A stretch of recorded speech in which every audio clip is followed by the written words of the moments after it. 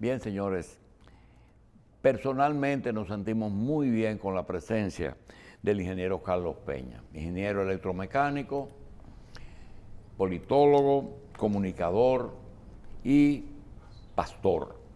También presidente de la Generación de Servidores, un movimiento político que se produjo después de un desprendimiento de Carlos Peña del Partido de la Liberación Dominicana. Comunicador, y no me siento bien con algo que vi y que quizás la experiencia me hizo llegar a esa conclusión. Cuando yo escuchaba a Carlos a través primero de la Z y después de algunos pronunciamientos que hacía a través de las redes, digo, ese tipo no va a crecer ni a ser presidente. Y me decía alguien, ¿y por qué? Digo, porque es muy serio. Y en política, desgraciada, óyeme, que me excusen los políticos, pero parece que el doctor Euclides Gutiérrez Félix cada día tiene más razón. En política se hace lo que conviene, no lo correcto. Pero algún día imperará el bien en ese importante sector que nos gobierna. Carlos Peña, bienvenido a tu casa y quisiéramos tratarte primero algo de tipo personal y luego el correspondiente análisis de la situación. Carlos, yo entendía que en los primeros tiempos de la conformación del bloque de oposición, como te había sido del PLD, no correspondía volver, porque las razones permanecían. Sin embargo, supimos que hasta llegaste a discutir con la dirección del PRM y del sector que propugnaba por una gran alianza. ¿Cuál fue el elemento básico de diferencia en que tu movimiento no ingresó al bloque opositor? Bueno, saludos, don Julio, un placer inmenso estar con ustedes y ciertamente esta es nuestra casa, me siento como en casa, don Julio. Lo que usted comentaba de la Realpolitik de Otto von Bismarck, cuando hablaba de que la política se hace eso, lo que conviene, hay quienes vemos la política de otra manera. Nosotros hoy probablemente pudimos haber estado entre los listados de nombres que se están mencionando por algún ministerio, pero no aceptamos propuesta de ningún tipo. Nos propusieron los tres candidatos que estaban por lo menos a más alto nivel, avanzado en la contienda anterior, acompañarles. En el caso particular del PRM, sí hubo reuniones, don Julio, conversamos, pusimos temas sobre la mesa, temas que para nosotros son innegociables, como cuáles, el tema de la prohibición del aborto en todas sus manifestaciones. Yo quiero hacer un paréntesis. Yo he escuchado y a veces he pensado que se fue injusto con el PRM, pero hasta donde tú sabes, ¿esa era una posición oficial del partido? ¿O era un sector que, por ejemplo, Zaira o algo de eso? Pero era una posición de asumir lo que Participación aquí siempre propugnó.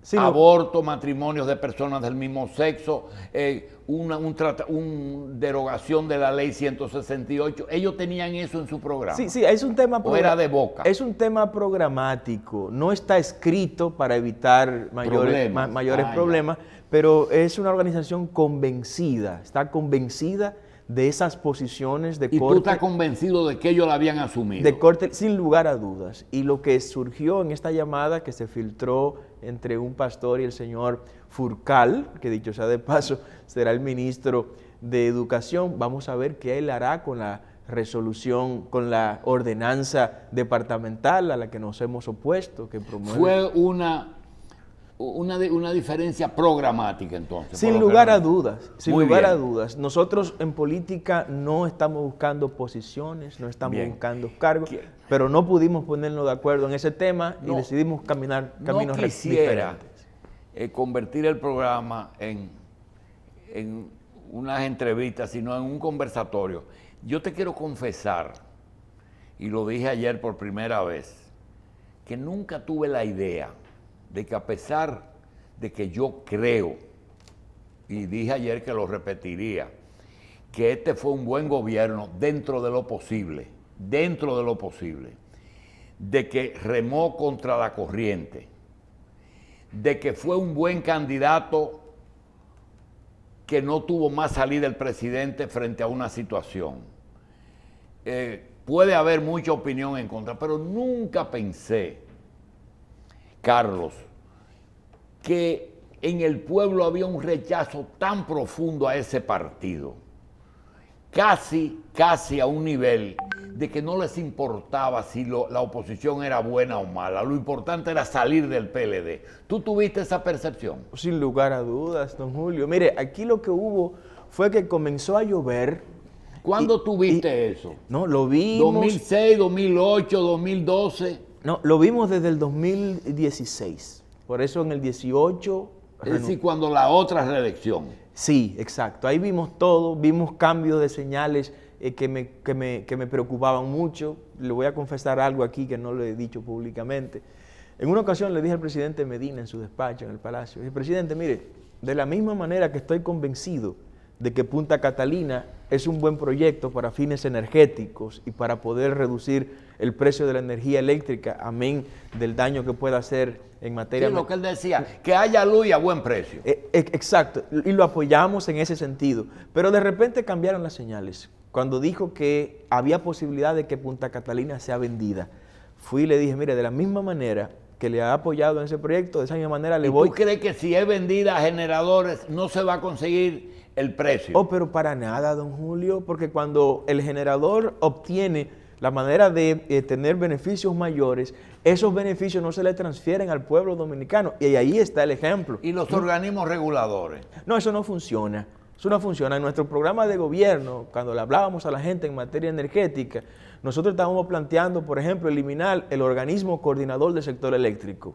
que ojalá que el presidente electo escuche esto que estoy diciendo. El organismo coordinador, que es una entelequia que no debe existir, se lleva millones de dólares al año en burocracia nada más.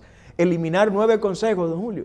Hay 9 consejos de administración en el sector eléctrico que se llevan más de 50 millones de dólares al año, solo entre salarios, viáticos y beneficios particulares de los concejales. Entonces lo de los 40,000 millones que se denunció, que se ha chupado el sector eléctrico, ¿es verdad? Oh, pero por demás, un año cualquiera hay que desembolsar 1.000 millones de dólares, don Julio, para un subsidio eléctrico que no va al ciudadano dominicano. ¿Y por qué no se, y tú que estabas dentro de la información, por qué no se reconoció que un gobernante que llega al poder con un programa, con un señor que se llama Jaime Vargas, con plantas logradas, que solamente faltaba un financiamiento, que inclusive aparece financiamiento chino, turco, árabe, Singapur, y de buenas a primeras, él agarra a su amigo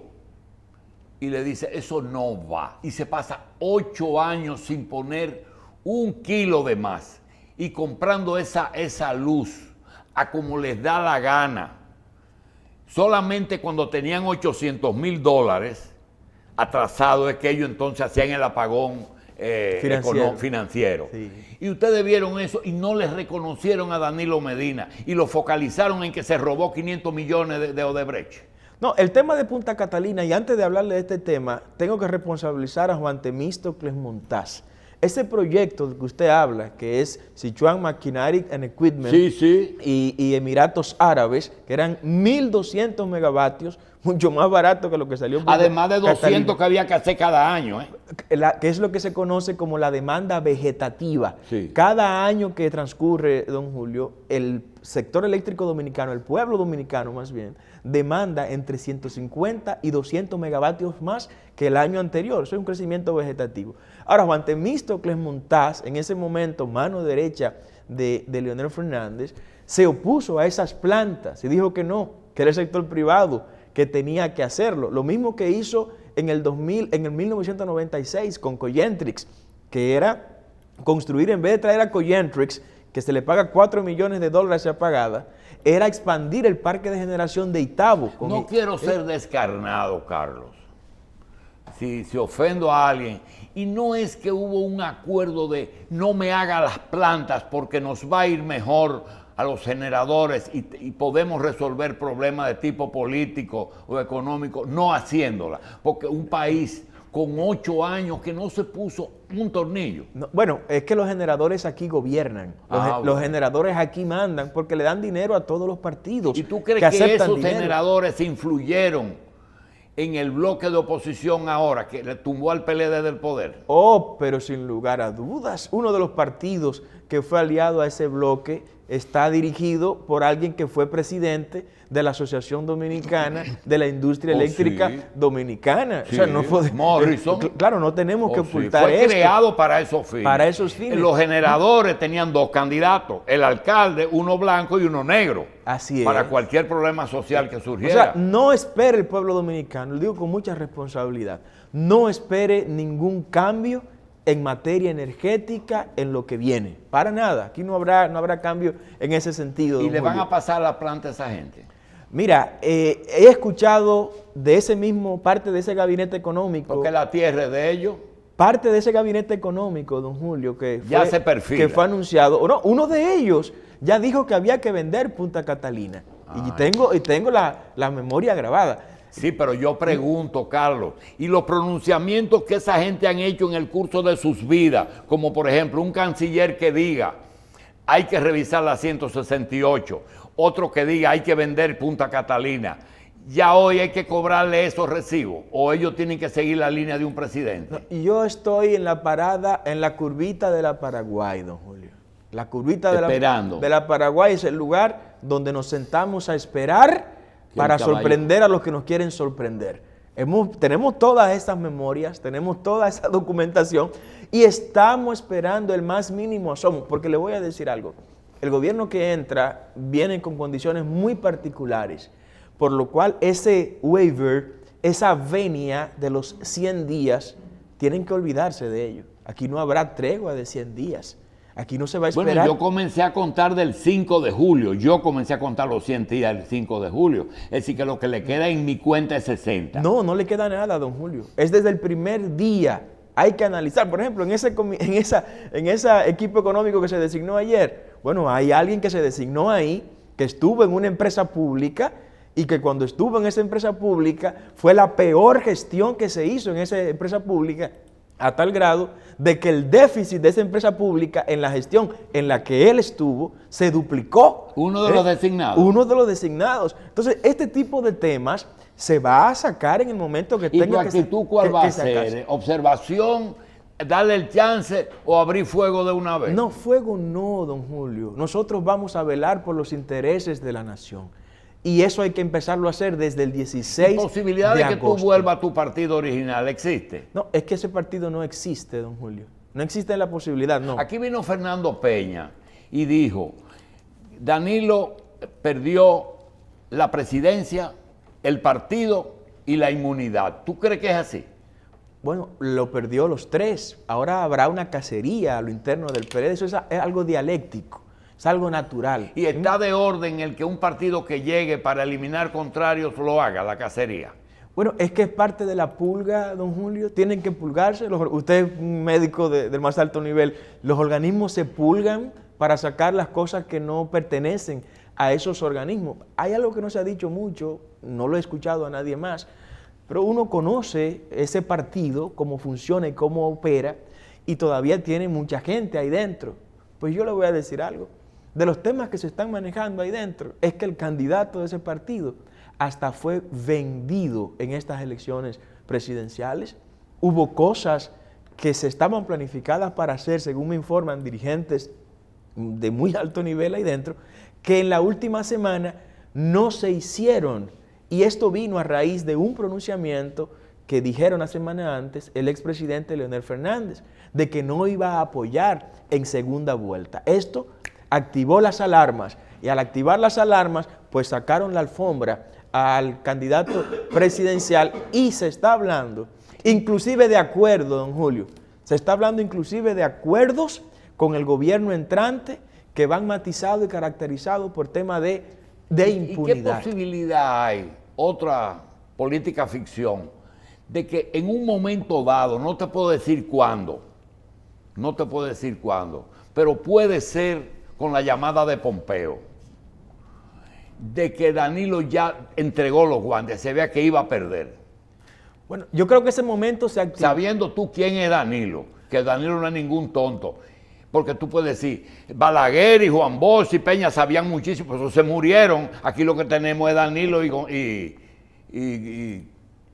Abinader. ¿Cómo se llama? Abinader no. Leonel, esos son los dos políticos de más experiencia. Sí. Bueno, en el 84-85, creo que Danilo ya era diputado, sí, y creo que fue presidente de la Cámara. Sí, bueno, es el único, de él y Buenaventura Báez, los únicos dos diputados que han sido presidentes de la República. Solo él y Buenaventura Báez, ¿no? Lástima que terminaron casi igual los dos, sí, ¿no? Sí. sus gobiernos. ¿Qué es lo que estamos diciendo? Ese pronunciamiento de Leonel Fernández de que no iba a apoyar al PLD en una segunda vuelta fue lo que desarticuló ese proyecto presidencial. Y el movimiento económico que estaba montado para activarse ese día de las elecciones se desmontó y luego se acudió al otro plan, que fue negociar, conversar con el presidente electo, con el partido que ganó las elecciones, para garantizar ciertos niveles de protección. Por eso el PRM no será mayoría en la Cámara de Diputados, don Julio. No será mayoría. Quedará probablemente ¿Y tú crees que existe cierto grado de conversación? Usted lo verá, don Julio. Usted lo verá en la dimensión de las personas que irán a la justicia. ¿Tú crees que a eso se debe que algunas personas de participación que tenían una ruta dijeron, si en enero no hay un preso, quitamos el apoyo? Todo esto es parte del paquete, don Julio, porque ya se vieron las señales que uno que maneja informaciones privilegiadas la ha venido manejando, ya otros sectores también lo están viendo. Usted verá el tamaño de las personas que serán traducidas a la justicia. No serán ministros, no serán gente del círculo íntimo del actual presidente, serán figuras de tercera y cuarta categoría como forma de darle algo de circo, porque hay que dar circo. El gobierno que viene tendrá que dar circo porque no tendrá mucho pan para dar. No tendrá mucho pan, tendrá un turismo operando por debajo del 20, 30%. El turismo son 9,000 millones de dólares de la economía. Y ese 53% en 10 o 12 sectores de poder, ¿qué por ciento tú le acreditas realmente a Luis y al PRM? No, en términos reales, no es más de un 35%. No pasa de un 35, un 36%. Yo le decía ahorita que comenzó a llover, don Julio, y el agua le cayó encima a quienes estaban debajo del caño. Pero quienes estaban debajo del caño ni construyeron el caño, ni construyeron la azotea donde se aposa el agua, ni provocaron que lloviera. Sencillamente el agua le cayó. Eso fue lo que ocurrió en este momento. En este momento la gente estaba cansada del PLD. La gente estaba hastiada de los niveles de corrupción que durante este gobierno se han exhibido, de la prepotencia de quienes han estado ostentando el poder en el último cuatrenio, más que todo, ¿no? Entonces, esto la gente se cansó. Pero tú tienes que reconocer que independientemente de que tú puedes señalar 4 o 5 personas que se enriquecieron, que tú no tienes la prueba, pero tú sabes que lo que es la percepción. Pero este gobierno no tiene grupo económico. Bueno, yo pienso que... Y el otro hizo un grupo económico real y poderoso. Sí. Aquí el reto será darle respuesta a la población. El gobierno entrante tiene el reto de desmontar ante la población la percepción o confirmar esa percepción de corrupción, que creo que es real más que percepción. Pero tú nunca antes viste más sectores económicos sumados a la oposición abiertamente. El grupo generador les retira a su candidato para que el otro gane. Así es. Entonces, si tú ves eso, tú tienes que entender que era competencia de grupos económicos. Es lo que se ve, don Julio, pero aquí hemos tenido gente en la administración pública que por tener acceso a informaciones privilegiadas de lo que se compra y se vende del gobierno, hubo un ministro no de este gobierno, anterior, de la presidencia, que se dio cuenta que se estaban comprando muchas flores en el gobierno. ¿Qué estaban? Comprando muchas flores en el gobierno. Sí. Y montó una floristería. Él mismo montó una floristería para vender en las flores. Sí. Entonces la gente se cansa de eso. La gente de eso va llenando y rebosando. Sí, pero eso la edad también te enseña. Mira, comprar una floristería, armar un muñeco de suplir canastas navideñas, Sí. Poner una imprenta para hacer las memorias de cada funcionario a fin de año. Todas esas son modalidades que ustedes inventaron aquí. Publicitarias, agencias publicitarias. Y esos son... ¿Qué dices tú? Ah, sí. Es increíble. Una agencia, Ahora, bueno. este gobierno que entrará el 16 de agosto tiene el reto de ver cómo va a mantener el circo. Yo digo, habrá poco pan, lamentablemente. La crisis del COVID se ha llevado, don Julio, más de 1 millón de empleos en estos 4 meses, lamentablemente. Eso fue un factor adicional. Es terrible, es terrible. Y si fuera tú, Carlos, si tienes que decidir entre la vida que se lleva el virus o la vida que se puede llevar el hambre por falta de empleo o por por necesidades, que eso es el gran dilema que tienen muchos países. Le decía ahorita a Yomare que Suecia lo hizo, dijo no, esto se queda abierto, pero se llevó 6.000 suecos. Un alto precio. Y Dinamarca, que tomó todas las medidas, se llevó 1.500. Es decir, ese equilibrio que Donald Trump piensa que el país no puede perder su hegemonía porque se tranque. ¿Eso es un problema real o puede haber una decisión que sea equilibrada? Nunca podrá estar en juego la vida de las personas, don Julio. La vida de las personas... Pero están en juego las dos situaciones. Pero es de manera inminente la pérdida de la vida con el virus. Ahora, hay otros atenuantes. Lo que yo veo, por ejemplo... Pero ¿tú sabes cuántos desempleados hay aquí ya? No, le he hablado... 800.000. Cerca de 1 millón. Ya está rondando el 1 millón de desempleados. Y la gente se muere de hambre. Solo por ese concepto. Y eso produce también otros efectos no deseados, como por ejemplo la delincuencia. Porque si yo tengo un muchacho que quiere leche y el que tenga una leche se la arrebato. Va a aumentarse. Va a aumentarse la delincuencia, sin lugar a dudas, producto de todo esto. Ahora, hay medidas atenuantes. Medidas atenuantes para conservar la vida. Primero, la vida no está en juego. Debe protegerse y yo creo que este gobierno está siendo irresponsable y está jugando, don Julio, a la política, a lo que se conoce como lo correctamente político. No tomando medidas fuertes en este momento para dejársela al gobierno que viene. Pero el gobierno que viene también está siendo irresponsable.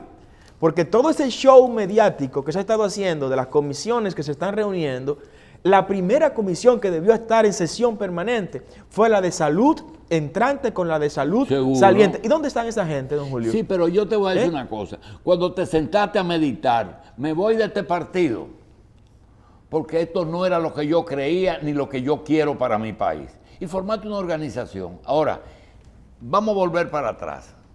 Hoy viene un partido nuevo. ¿Qué grado de confianza tú piensas que va a haber un cambio? Cambio desde el punto de vista real, no una palabrita. Ninguno, don Julio. ¿Tú no tienes esperanza? No, mi esperanza está en, claro que sí, yo soy un hombre de fe Y y de es lo que esperanza. tú quieres. Claro que sí. Ahora, mi conocimiento real de los que están y mi conocimiento real de los que vienen es que no habrá absolutamente ningún cambio. Porque para que aquí haya cambio real, y era de lo que le iba a hablar, tienen que decirme de dónde van a salir los recursos para salvar las vidas de la gente que por el COVID tendrán que volver para la casa. Yo estoy planteando que se eliminen las ARS y AFP privadas. Nosotros tenemos cálculos con relación a esa eliminación.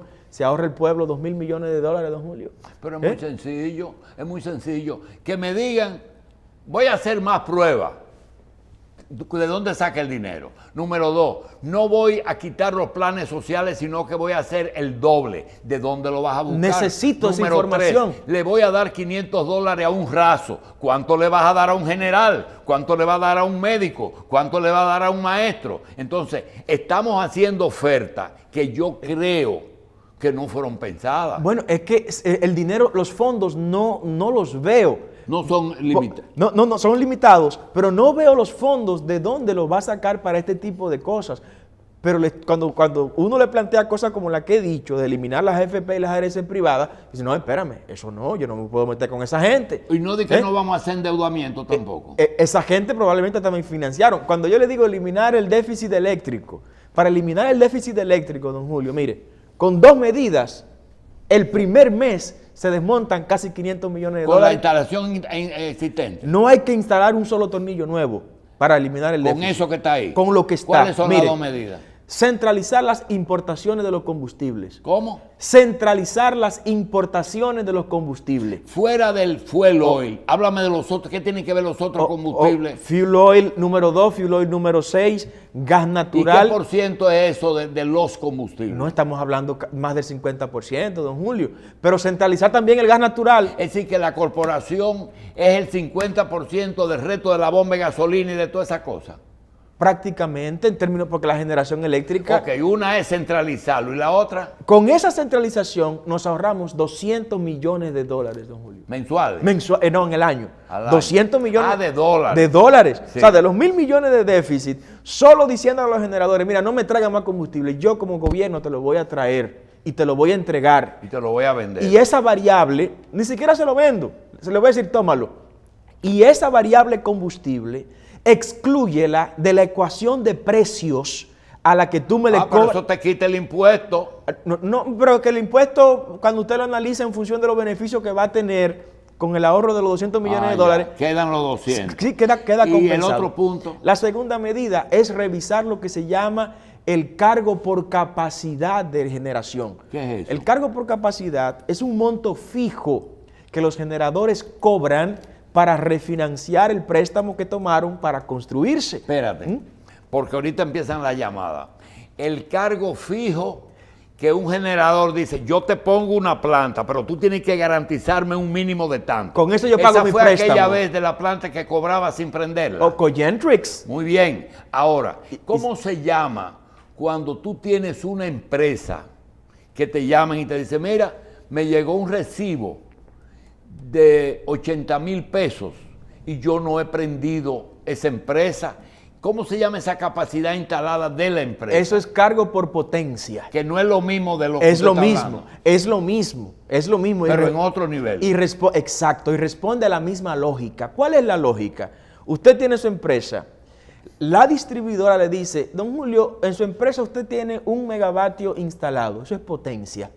Ese megavatio, cada vez que usted lo demande, yo como distribuidora, Se la voy a suplir. tengo que suplírsela. Entonces yo me voy a preparar para eso, pero tú tienes que garantizarme ese pago mínimo. Es decir, que así como tú compras una planta de 1,000 kilos, también la corporación se compromete a darte esos 1,000 kilos. Exacto. Ahora, ¿cuándo eso tiene sentido, don Julio? Cuando la planta todavía se le debe a los acreedores. Sí. O sea, si yo compré el caso de Cogentrix costó cerca de 300 millones de dólares, pero Cogentrix ha sido pagada más de 4 veces ya. O sea, con los beneficios que ha tenido Cogentrix, se ha pagado 4 veces o más lo que ella costó y todavía siguen cobrando el cargo Y por con capacidad. esas dos cosas tú ahorras 500, más de 300, 200 y 300. 500 millones de dólares, don Julio. A eso súmele la eliminación de los 9 consejos de administración, que son 50 millones de dólares al año, los 9 consejos de administración. Súmele a eso eliminar la Comisión de Energía y pasar esas funciones al Ministerio. ¿Y dónde le baja de empleo a la gente? Pero son alternativas, tenemos que decidir, o tenemos 100 gente empleadas Porque ahí. si tú mañana llegas a un acuerdo con el doctor Abinader, tú dices, Carlos Peña, ¿qué tú quieres? Dice, bueno, yo quiero ir a 3 consejos y le manda a 3 socios, 3 miembros de tu partido. Entonces no hay cambio. ¿Usted ve por qué no hay cambio? ¿Usted entiende por qué no habrá cambio? Es lo que decía Giuseppe de Lampedusa en la obra El gato pardo, cambiarlo todo para que todo siga igual. Eso es lo que ha ocurrido en este momento y el tiempo nos va a dar la respuesta. Porque para poder cambiar... Que no quiere decir que eso es lo que queramos. Para nada. Y estoy dispuesto a dar mis servicios de manera honorífica, mis conocimientos políticos, profesionales de manera honorífica para el bien del pueblo dominicano. Pero hay que tener los pies sobre la tierra. Para poder hacer todo lo que se prometió, aquí hay que entrarle a las AFP, a las CRS. Para poder hacer lo que se prometió, hay que entrarle al sector financiero, a los bancos, para que dejen de cobrar los impuestos innecesarios. Ok, ya les te cobran. ahorraste 500, ahora vamos a los chelitos. ¿Cuánto se pierde en la transmisión? Es decir, desde que yo genero 1 kilo hasta que llega a mi casa, ¿cuánto se pierde en el...? Es muy poco, don Julio. Es poco. Menos del 2%. Muy bien. Y los pobres son pocos en materia eléctrica, apenas son el 12%. ¿Cuánto te vas a ahorrar no me hable de medio ambiente ahora? Diferencia entre fuel oil y carbón. ¿Cuánto te vas a ahorrar? Eso no se discute en materia energética. Mucho, ¿verdad? El carbón mineral es en el sistema eléctrico dominicano, es la segunda fuente de generación más económica, superada solo por las hidroeléctricas. Hay lo que se conoce como el orden de mérito, don Julio.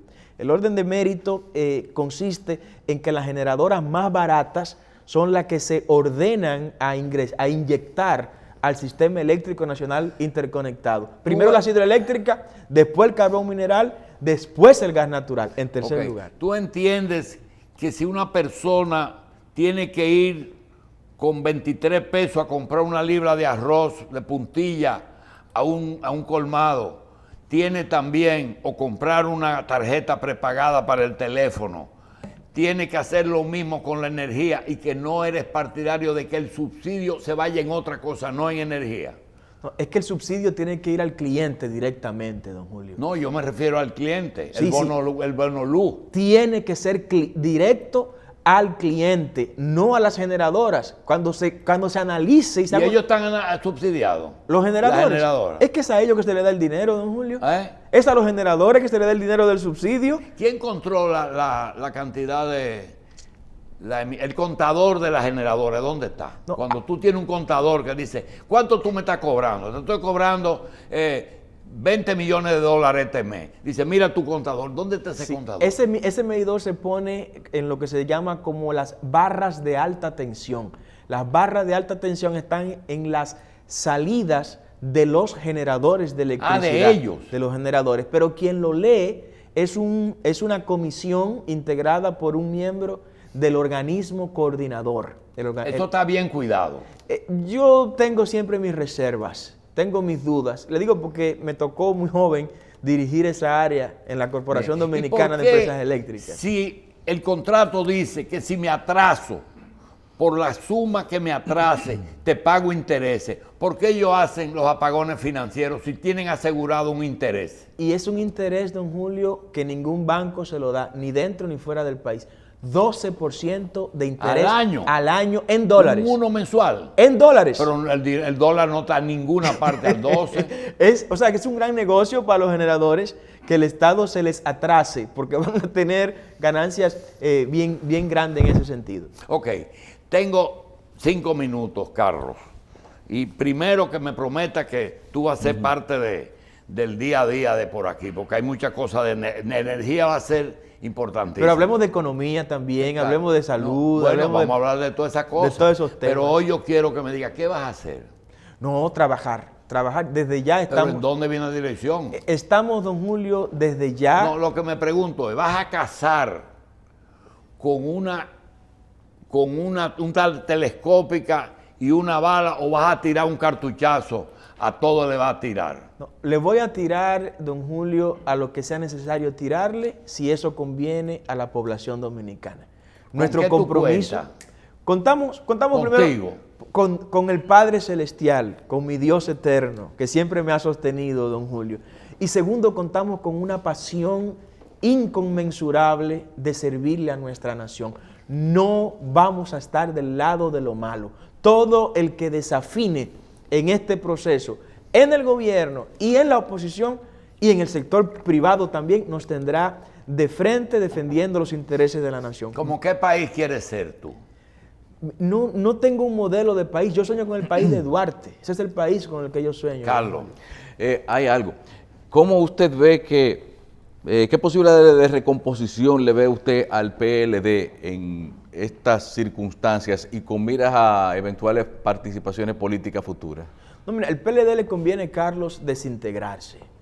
Conviene que se desintegre, conviene que se atomice y que cada quien pueda abrir escenarios nuevos. Eso es cíclico, no será la primera ocasión que eso le ocurre a un partido político. Bueno, ya se fueron dos en estas elecciones, ya. Sí, no Todos será, los viejos. no será la primera ocasión que eso ocurra.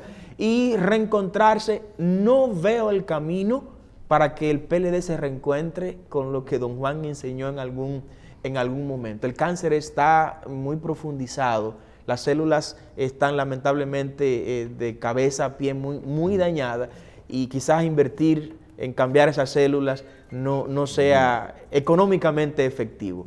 Sí esperamos que el pueblo dominicano desde ya vele por sus intereses y comience a pesar a cada político en justa balanza, más que dejarse llevar de las emociones y de las ilusiones que puedan venderse. Bien, a pesar de que Jesús fue un revolucionario porque vino a modificar un Viejo Testamento, tú no estás violando aquello de data al César lo que es del César y te estás metiendo, en vez de las cosas de Dios, te estás metiendo en la del César. Bueno, se me pareció a unos haters que aparecen en las redes sociales a veces, don Julio, con esa pregunta. Mire, el evangelio, hay un evangelio que es pseudo-canónico. Pseudo-canónico significa de falsa inspiración, sí, ¿no? Que es el evangelio de Andrés. Andrés, esa cita bíblica, él la da de la siguiente manera. Jesús dijo: dad al César lo que es del César, a Dios lo que es de Dios y a mí lo que es mío. Ah, ya. Es una Entonces, interpretación que hace, pero del mismo pasaje, del ¿verdad? mismo pasaje, sí. No niega el pasaje, lo modifica. No, sino que le agrega y a mí lo que es mío. Lo que queremos es un país nuevo, don Sí, Julio. lo que pasa es, Carlos, que ahora se está de moda y aquí se puso más algo que está por encima de todo, que tú puedes hacer cualquier análisis, pero hay un mandamiento que dice: prohibido joderse. Ay, Dios mío.